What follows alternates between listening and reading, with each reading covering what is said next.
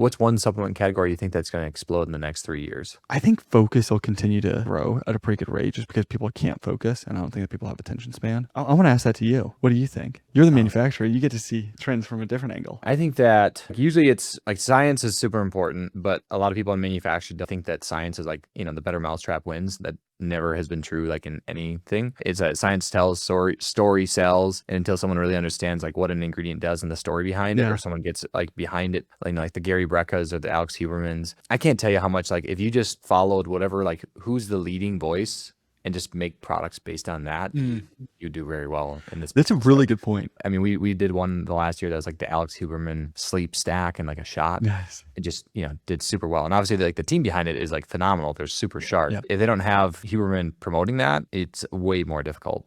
You don't have the momentum behind you. The three categories I think that are going to be huge in the next 3 years, it's going to be ketones, ketone energy specifically, like Go BHB. There's a lot of different forms of ketone innovation happening. That's really huge because like, caffeine doesn't give you energy. It just blocks you from being tired. Ketones or Go BHB actually gives you energy. That's my first one. I think oral pouches are going to be big in huge ways. That's just and it's very early on those products. Another thing that I'm really excited about right now is peptide technology. Right now there's a couple different technology companies that are making them in supplements. A lot of them are still in the injectable form, and I think as AI develops, I might be a little crazy on this, but I think as AI develops, I think we're going to see more and more unique niche peptides for different ailments. I think that there's things that we don't even know what's possible right now that's going to keep developing. That's very cutting edge. Beyond that, I think that liposomals are going to be huge.